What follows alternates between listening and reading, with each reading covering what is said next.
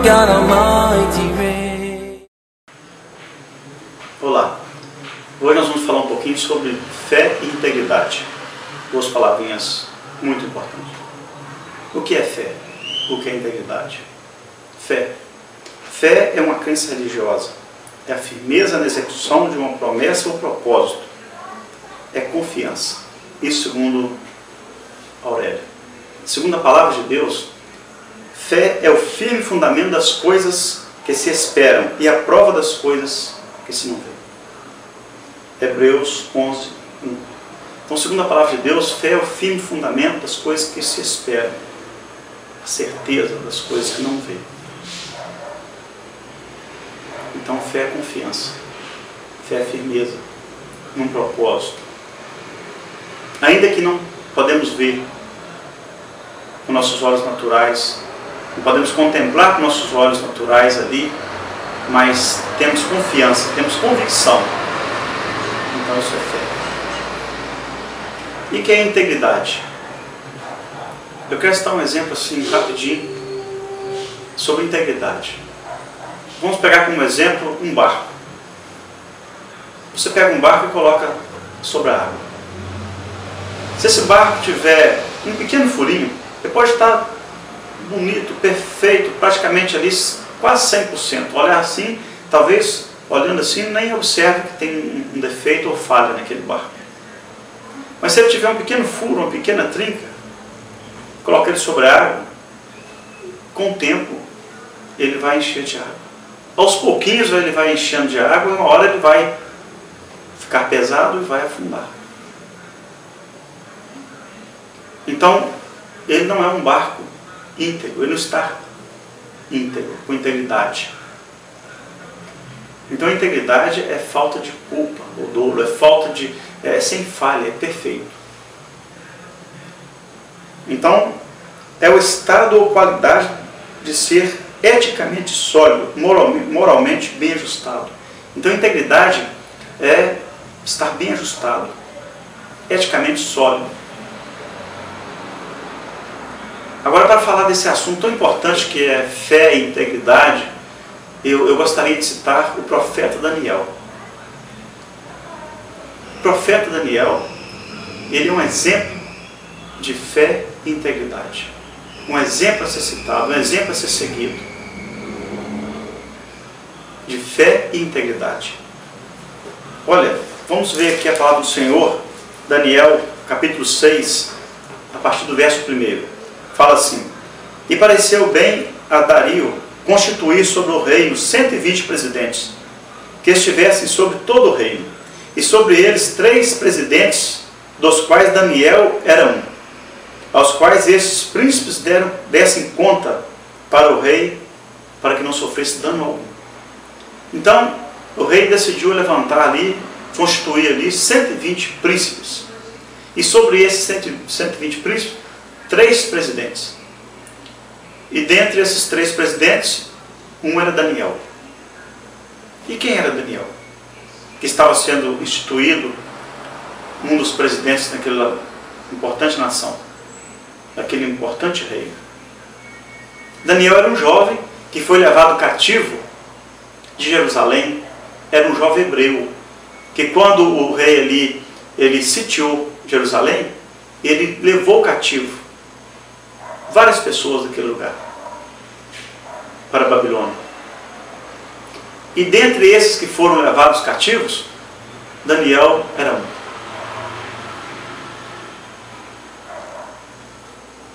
E apesar da pouca idade, apesar de ser jovem, apesar de ter sido levado para um lugar tão distante, e apesar de toda a influência que ele estava recebendo naquele lugar, que vinha sobre ele naquele lugar,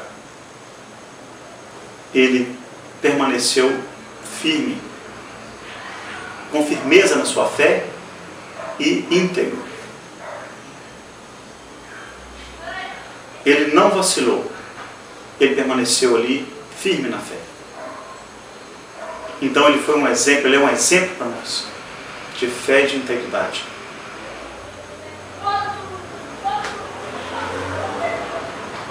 Então mesmo Daniel sobrepujou a esses presidentes e príncipes, porque nele havia um espírito excelente, E o rei pensava constituí-lo sobre todo o reino. Verso 3 de Daniel 6. Então Daniel, ele sobressaiu sobre os demais príncipes e presidentes. Então ele se distinguiu, ele se sobressaiu melhor. E o rei começou a observar ele e estava pensando em instituí-lo sobre todo o reino. Só que isso aí gerou o quê? Inveja nos demais. Os demais invejaram e começaram a perseguir Daniel. Então os presidentes e os príncipes procuravam achar ocasião contra Daniel a respeito do reino, mas não podia achar ocasião ou culpa alguma, porque ele era fiel e não se achava nele erro ou culpa. Exemplo de integridade. Não se achava em Daniel erro ou culpa. Quer dizer, não tinha falha. Ele observava como ele executava suas atividades, suas tarefas, ele era perfeito. Os seus horários, como ele cumpria com os horários, ele era perfeito, ele era pontual. Então, eles começaram a vigiar Daniel, a procurar achar ali, para ver se achava ali uma falha, um erro naquele jovem, mas não podiam achar. Porque ele era íntegro. Então ele é um exemplo de integridade, de uma pessoa íntegra. E isso aí trouxe para Daniel benefício. Porque quando nós temos firmeza, temos fé, temos confiança, temos certeza daquilo que está escrito nessa palavra, que é verdade, que vai se cumprir, ou já se cumpriu e vai se cumprir. Quando nós temos confiança, esperamos confiadamente. E quando nós temos também integridade, somos íntegros, nós obedecemos às autoridades, nós cumprimos com nossos deveres, com nossas obrigações. Você no seu trabalho, eu no meu trabalho, nós cumprimos com o nosso dever, nossa obrigação. Nós produzimos com qualidade. Nós respeitamos as pessoas. Nós cumprimos com os compromissos, nós somos pontuais nos nossos horários de compromisso. Somos bons pagadores de nossas dívidas. Nós temos um legado. Nós somos pessoas íntegras. Aí nós vamos receber também frutos, vamos colher bons frutos por causa disso. E Daniel foi um exemplo, e também que veio colher bons frutos devido à sua postura, devido à sua firmeza, devido à sua fé e à sua integridade. Então esses homens disseram: nunca acharemos ocasião alguma contra este Daniel, se não o acharmos contra ele na lei de seu Deus. Então aqueles homens ali reuniram, depois de vasculhar Daniel, depois de vigiar Daniel por um bom tempo ali, observando para tentar achar nele uma culpa, achar nele um erro, ele cometendo algo ali, um delito, algo errado, desobedecendo, descumprindo ali algumas normas ali, mas não acharam, não puderam achar, porque ele era íntegro.